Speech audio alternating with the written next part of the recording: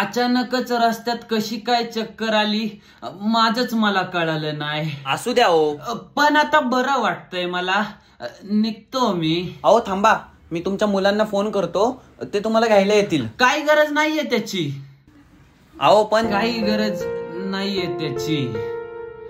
काय काय नाही केलं मी त्यांच्यासाठी. काय काय नाही केलं.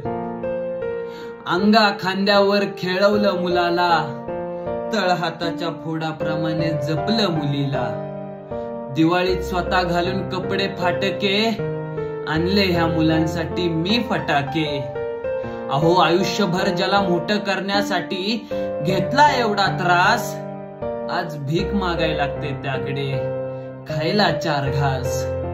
ह्यांच्या लग्नासाठी, ह्यांच्या शिक्षणासाठी, ह्यांच्या आनंदासाठी लोकांच्या पडलो ना रे मी पाया. पण बाप नावाचं झाड आता म्हातार झालं आणि संपली त्याची छाया. तूच सांग रे मला, बापाची जाते माझी. माझं काम करायला मी कुठं कमी पडतो. संकट कोणती पण येऊ दे, त्यांना एकटाच मी नडतो. माझ्या परिवारासाठी, माझ्या माणसांसाठी आयुष्यभर राब राब राबतो. पण शेवटी त्याच आयुष्यात मी एकटाच पडतो. मी एकटाच पडतो. अरे लहानपणी जसे तुम्ही चुकता, तसे म्हातारपणी आम्ही पण चुकतो. पण लहानपणात तुम्हाला सांभाळून घेतलं ना रे, मग म्हातारपणात आम्ही तुमच्या डोळ्यात का खुपतो. अरे त्या बापाच्या कष्टाचा, त्या बापाच्या कमाईचा तुम्ही काढता मोजमाप. पण शेवटी तुम्हालाच देऊन मोकळा होतो ना रे बाप.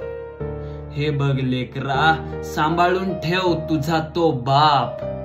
कारण त्याचा छळ करण्या एवढं मोठं नाही कोणतं पाप.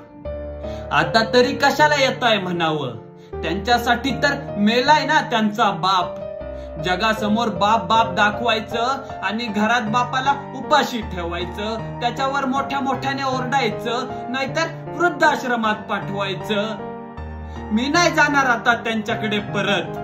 माझं मेलेलं तोंड पण त्यांना दिसणार नाही. असं मरण देशील देवा, असं कधीच वाटलं नाही. असं कधीच वाटलं नाही.